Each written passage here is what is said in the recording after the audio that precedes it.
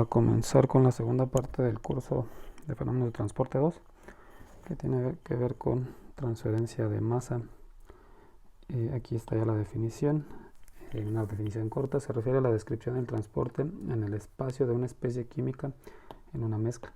Entonces aquí revisamos especies químicas y cómo es que se mueven, es decir, si tengo una especie, si esta es mi especie química A, cómo es que se mueve en el espacio. Y para esto les voy a hablar de una vez de los mecanismos.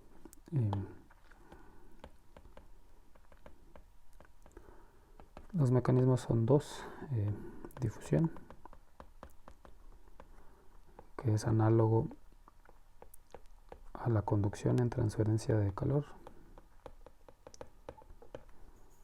y el otro es convección, y pues se llama igual y es análogo a la convección de transferencia de calor. También convección también puede dividirse en convección libre y convección forzada. Para el caso de convección, todo lo que ya aprendimos sigue aplicando en transferencia de masa. Hay correlaciones para calcular los coeficientes convectivos, todo eso. Y hay convección libre y forzada, depende de la densidad. En transferencia de calor, la diferencia de densidades la genera una diferencia de temperaturas. Aquí la diferencia de densidades la genera el movimiento de esta especie química, de la especie química que se esté analizando. Su movimiento pues va a generar una diferencia de densidades. De eso hablo más adelante un poco si no se me olvida.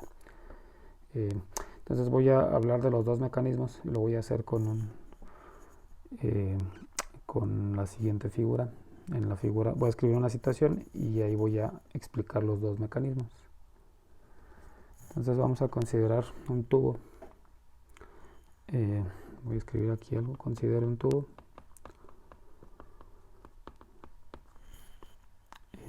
que transporta un solvente B.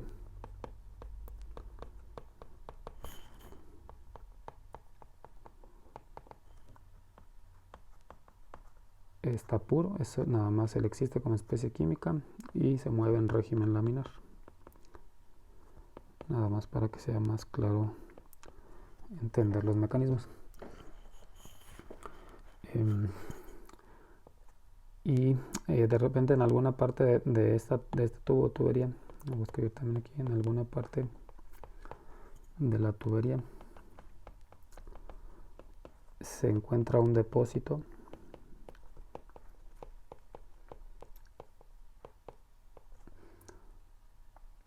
de material A, que es material sólido A, en la superficie interna.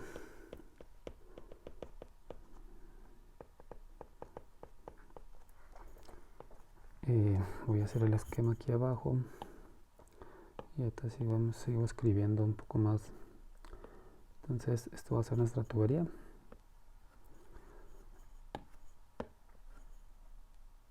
Y como dice el enunciado, pues está circulando el solvente B. ¿Sí? Y se está moviendo por régimen laminar. Entonces voy a dibujar el régimen. Bueno, antes de dibujar, ahorita dibujo el régimen. De acuerdo al enunciado, en alguna posición, que lo voy a indicar aquí con esta línea cortada. Aquí voy a poner el eje Z. Entonces, a partir de esa posición hay un depósito o un sólido presente en la superficie interna, es decir, hay una capa que va a ser muy delgada, ¿no? Aquí la voy a hacer más grande para visualizarlo bien. Este es el sólido A, esta cosa verde. ¿Sí? Entonces el solvente B, que es puro, llega a Z igual a 0 y se contacta pues con este sólido. Aquí sí voy a dibujar entonces el perfil, pero ya de este lado. El perfil de velocidad, como saben, pues es una parábola si estamos en régimen laminar, de acuerdo a su curso de fenómenos de transporte 1, resolviendo las ecuaciones de Navier-Stokes en la dirección z, pues obtienen el perfil de velocidad.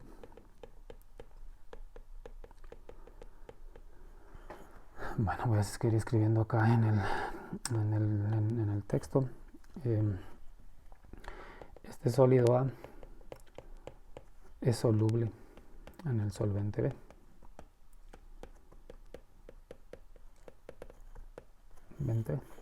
Entonces, una vez que el solvente se contacta con el sólido, es decir, a partir de Z igual a 0, el sólido A se empieza a disolver en el solvente. Es decir, lo que vamos a ver es que el sólido se viene para acá y en todas direcciones, ¿no? En todo donde haya contacto. Y entonces, de Z igual a 0 en adelante, ya tienes una mezcla de A y B. Ya el solvente no es puro, debido a este proceso de disolución. Bueno, ahí está la situación.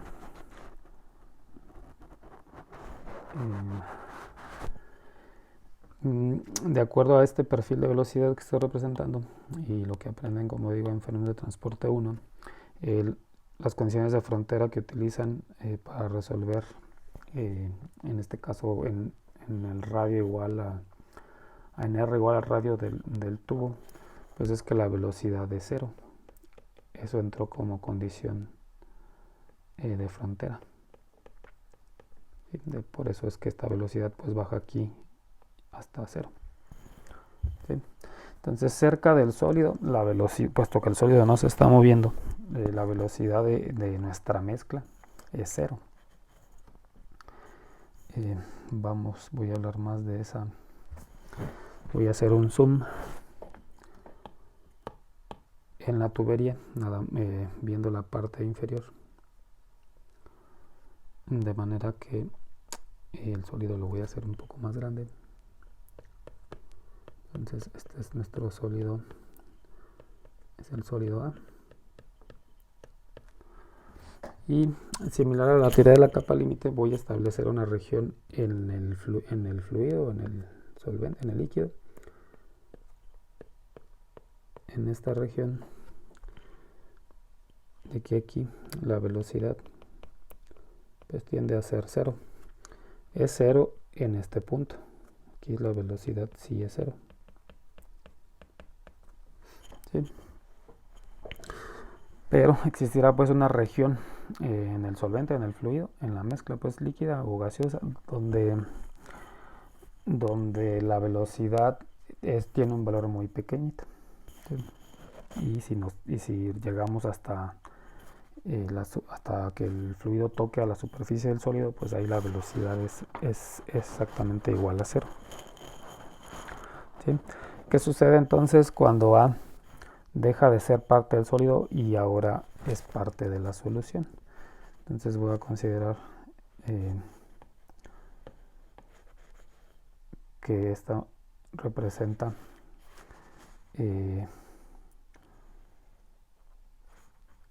A como parte de la solución, es decir, es el soluto A. Esta molécula originalmente pues estaba acá como sólido y se transfiere porque, como ya establece el enunciado, A es soluble en B.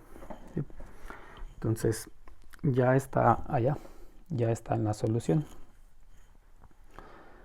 ¿Qué pasa si analizamos, si nos movemos hacia arriba?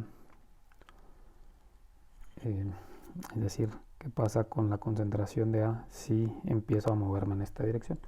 Lo que voy a ver pues claramente es que si A solamente es una molécula la que está aquí, pues acá arriba, en esta posición de aquí, por ejemplo, pues no hay A. ¿Sí? Entonces claramente de este punto a este, si quieren, hay un gradiente de concentración. Entonces aquí nada más por ese proceso de disolución automáticamente crea un gradiente de concentración, ya no de temperatura sino de concentración.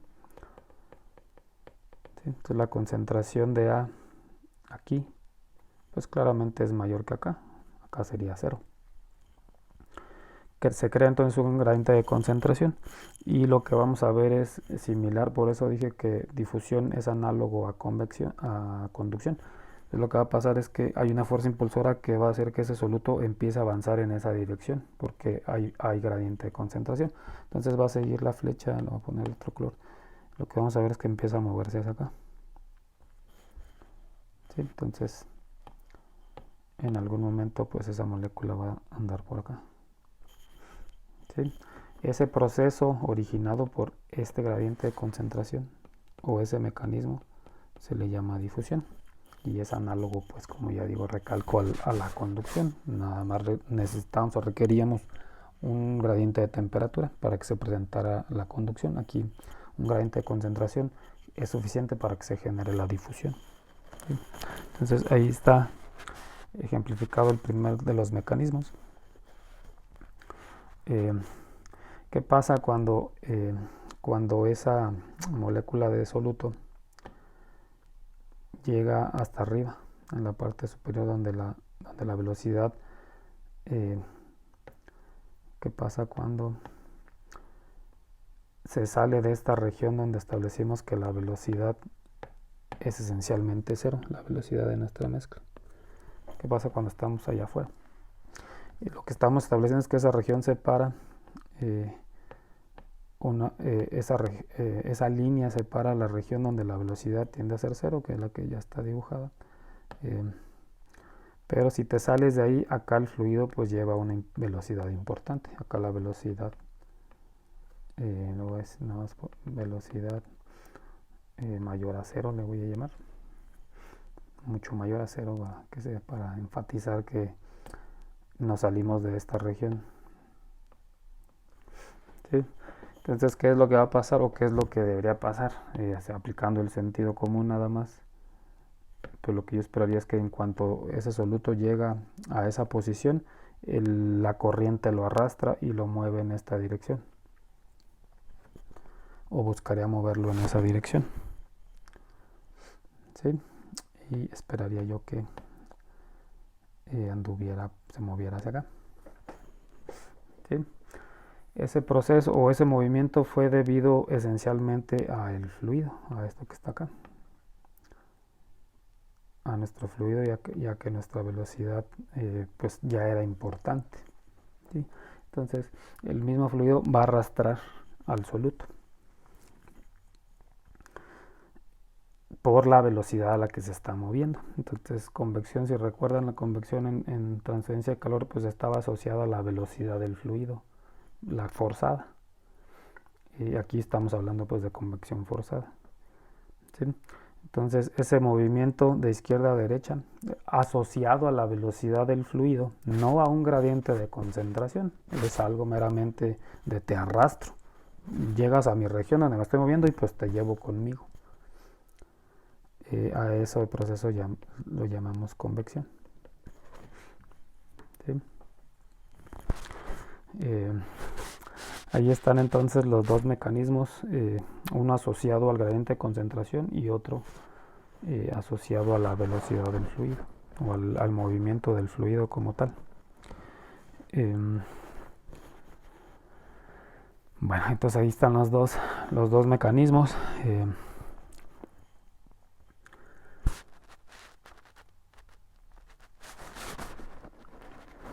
Voy a hablar un poco más de ellos. Voy a escribir aquí algo. Los mecanismos de difusión y convección son independientes uno del otro, o son independientes entre sí. ¿Sí? Son independientes entre sí, y ahorita hablo más de esto. Luego trato de comprobar que esto debe ser cierto. Y lo otro es, lo que va a ocurrir siempre es que el movimiento de una especie química en una mezcla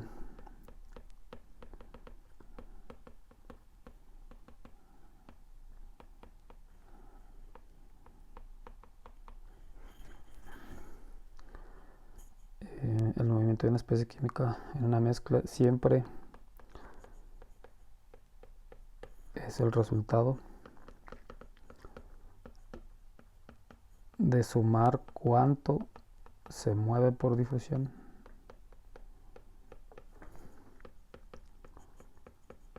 y cuánto por convección.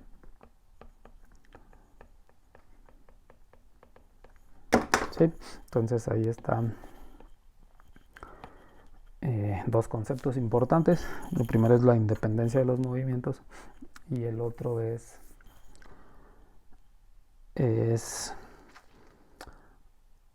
que el movimiento de cualquier especie química que veas que se está moviendo, ese movimiento es debido a la suma de la convección más la difusión, porque son independientes. Entonces con el mismo esquema voy a tratar de representar de qué es lo que estoy hablando.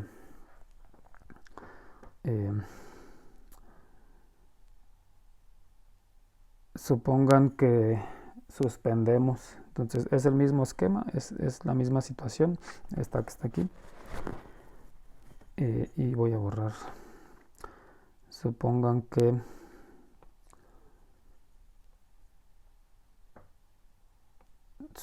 suspendemos el movimiento del solvente, es decir, la tubería se estaba moviendo y de repente falla la bomba o lo que sea, suspendo yo el movimiento y entonces la velocidad ahora es cero, pero es cero en todas partes.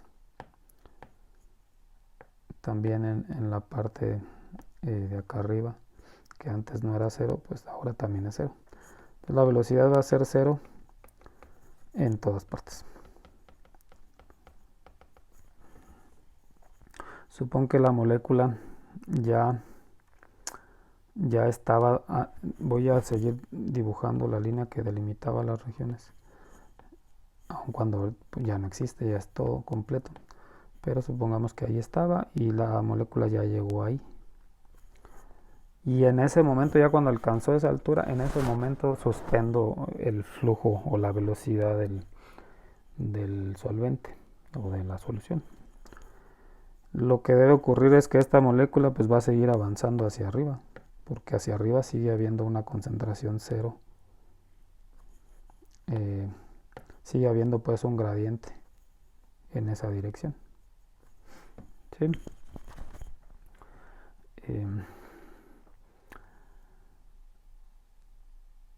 Sí, supongan que, bueno, es el primer caso, ¿no? Entonces, como tal, no existe convección, solo existe difusión. Supongan que ahí está la figura así, ya vamos acá arriba y activamos otra vez la velocidad. Entonces otra vez la hacemos mayor a cero. Entonces lo que debería ocurrir es, pues debería de moverse hacia la derecha otra vez. ¿Sí? Entonces los movimientos de difusión y convección deberían ser independientes forzosamente, porque no hay forma que las moléculas sepan que yo estoy moviendo la mezcla o no. ¿Sí? Entonces nada más por eso deberían ser independientes. Otra cosa que es importante comentar es los movimientos no se pueden suspender. O sea, difusión y convección siempre existen.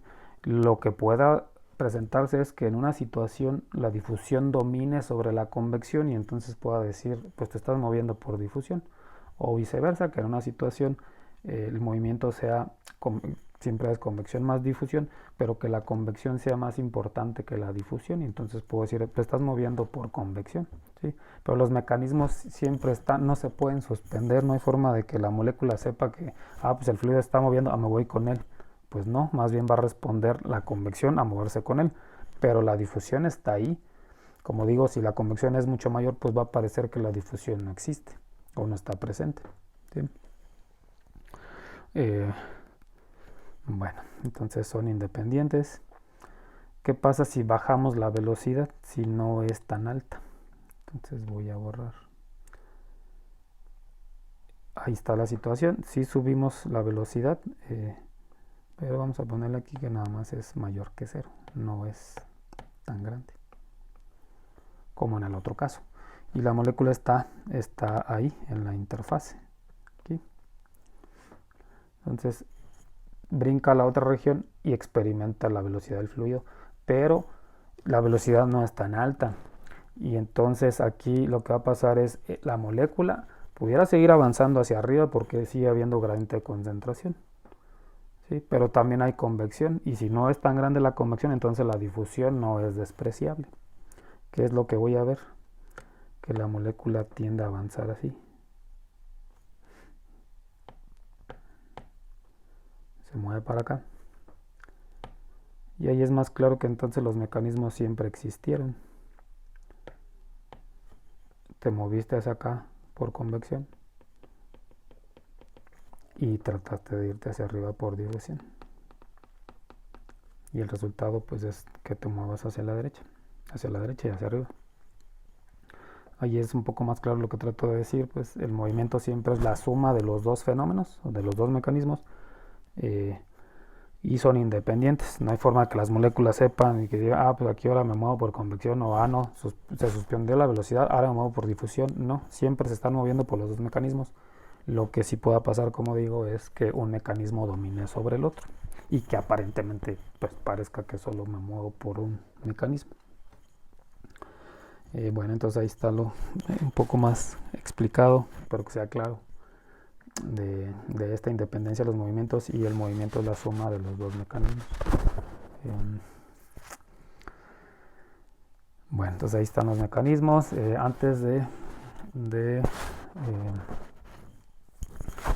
pasarme a escribir ecuaciones, voy a explicar otra situación aquí mismo.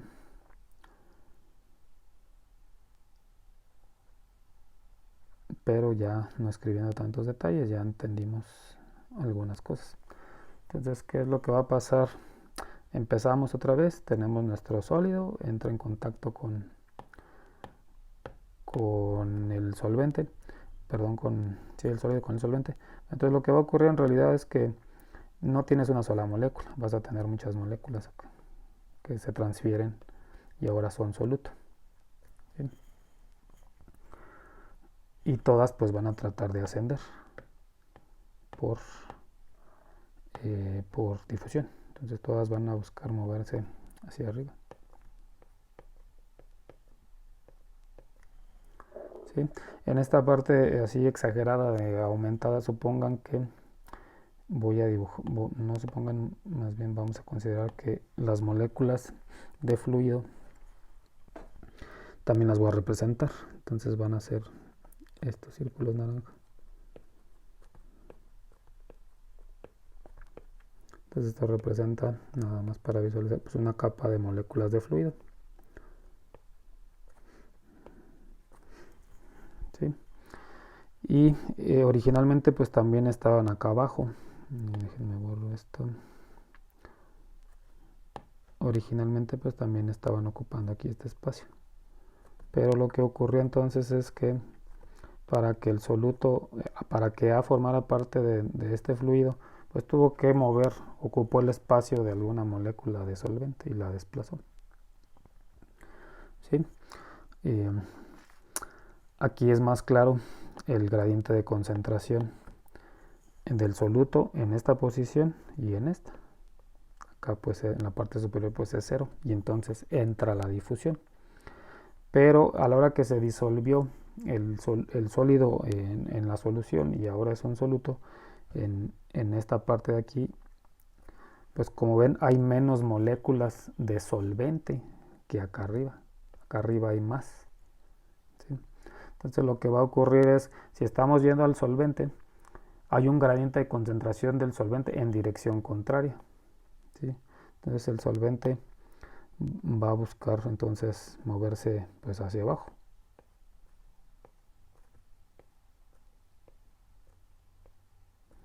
¿Sí? Y entonces, ¿qué es lo que pasa? Que el proceso de que el sólido se disuelva en el solvente, que originalmente es puro, crea un gradiente de concentración para el soluto y puede subir. Pero automáticamente se genera un gradiente de concentración para el solvente. ¿Sí? Y eso puede bajar. ¿Sí? Esa es una característica adicional de la difusión. Y más adelante usaremos esta información que tiene sentido.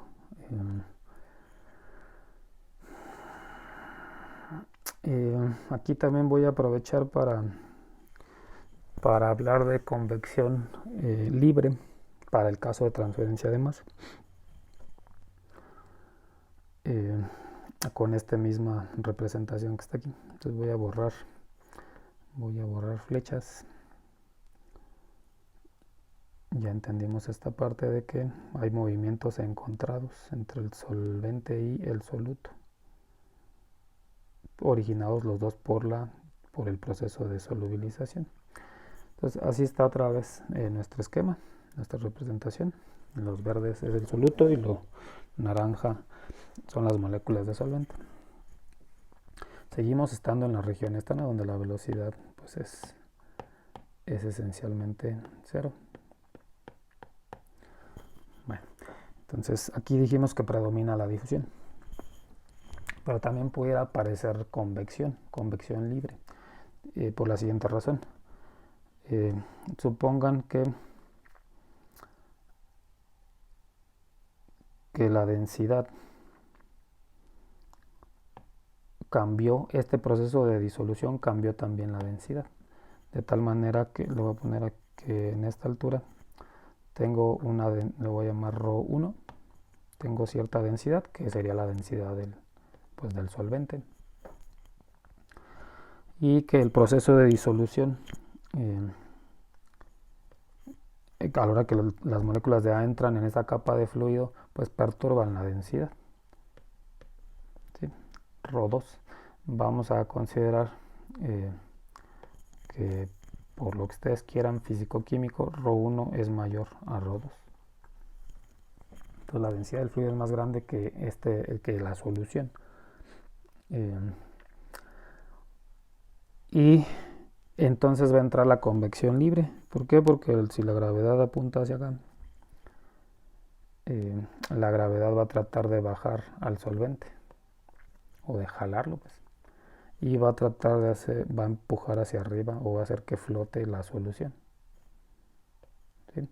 Entonces existe movimiento de nuestra solución originada por el proceso de disolución que se transforma en una diferencia de densidades y hace que se mueva el fluido, similar a lo que pasaba en transferencia de calor, como ya dije, pero allá era una diferencia de temperaturas. Aquí el proceso puede estar a la misma temperatura, solo la perturbación de la densidad por la transferencia de masa.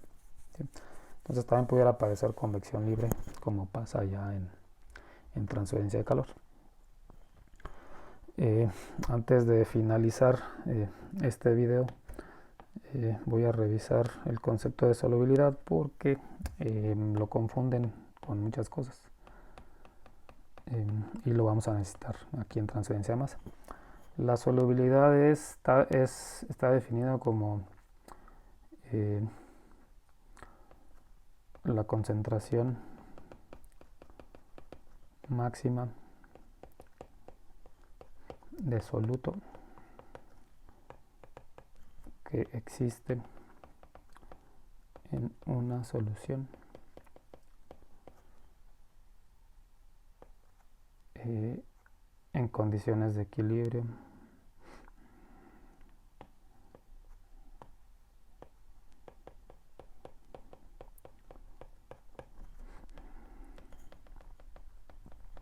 de saturación, pues. ¿Sí?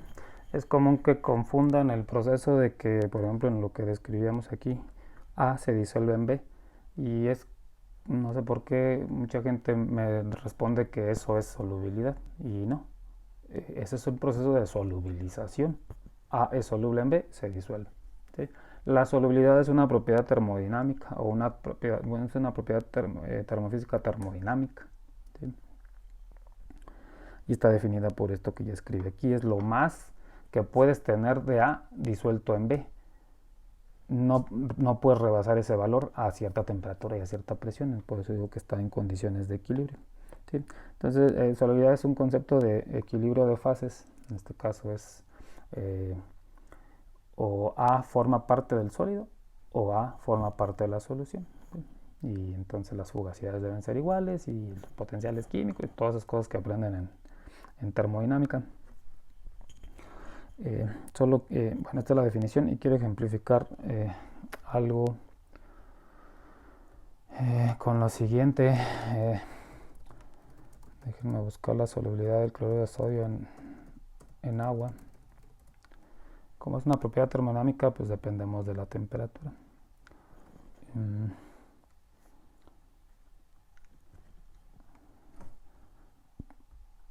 Y también lo que sabemos en general es que si aumentamos la temperatura, pues perturbamos el equilibrio, y en este caso específico esto se traduce a incrementas ese valor de solubilidad. Aquí está el valor, solubilidad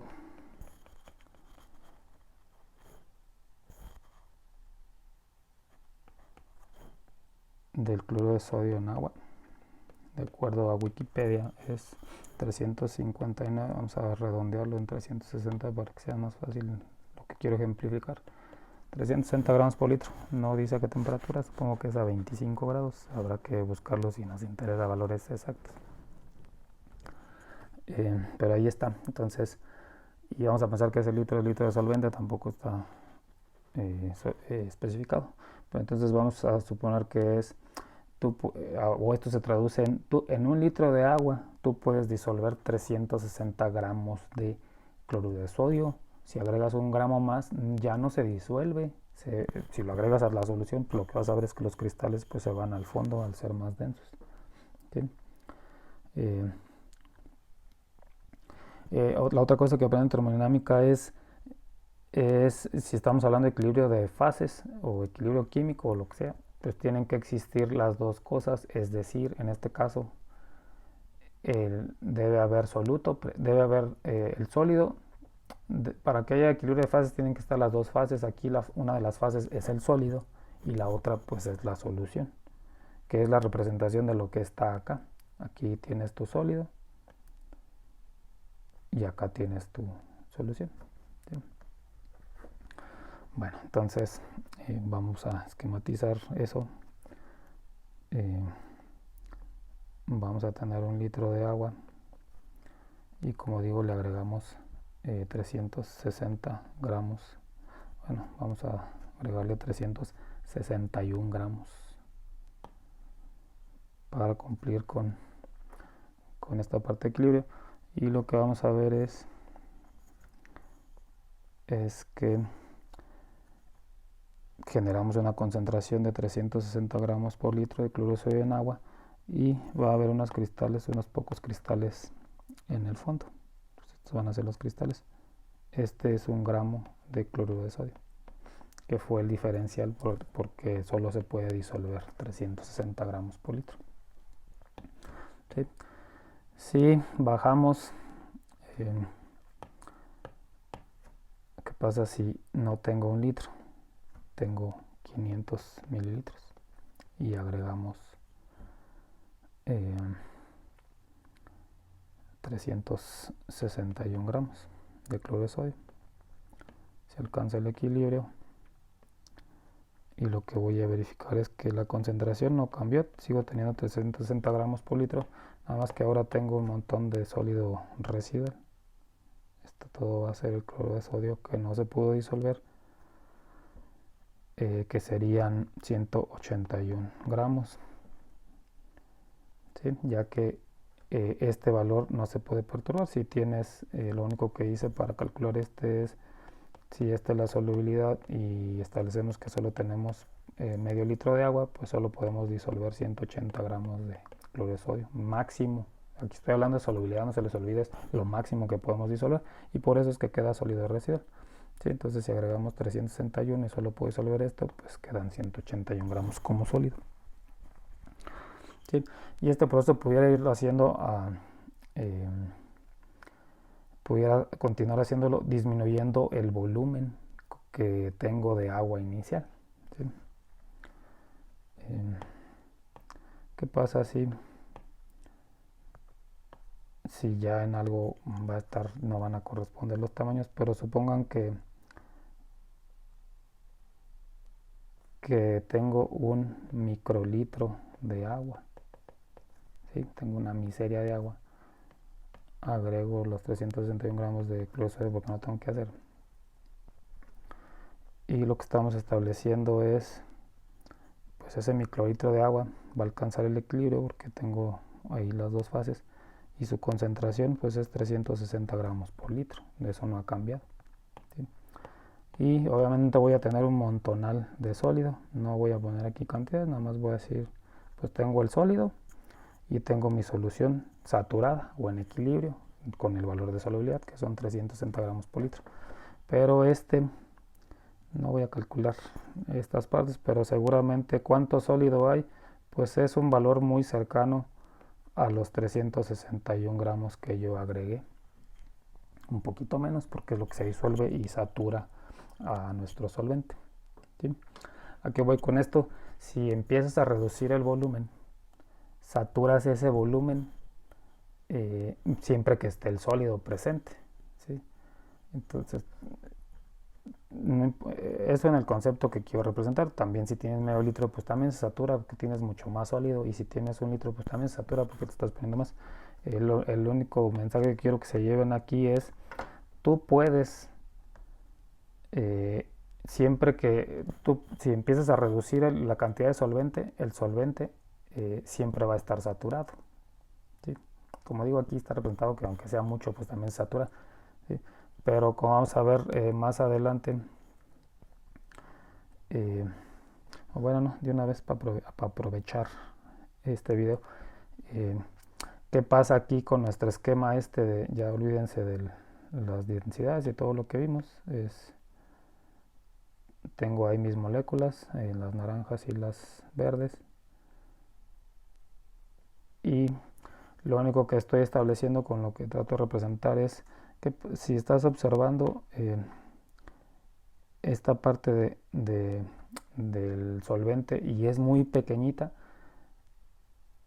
y como tienes un montón de sólido, esta capa de aquí siempre está saturada, ¿sí? Siempre puede captar todo lo que representa la solubilidad de ese sólido en ese solvente. Si mira lo que está acá, si es mucho solvente necesitas mucho sólido, pero si tienes muy poquito, pues necesitas muy poquito sólido, y eso se traduce acá. Si estamos hablando de esta capa delgada, es muy poquito solvente, entonces se transfiere el soluto, la molécula A del sólido a la solución y la satura. Entonces esa primera capa de fluido siempre está saturada por la disponibilidad del sólido, porque es muy poquito solvente, hay mucho sólido. Entonces esa primera capa de aquí, si quisiera calcular la concentración del soluto, pues es la solubilidad de A en B, ¿sí? Bueno, ahora sí es todo por este video.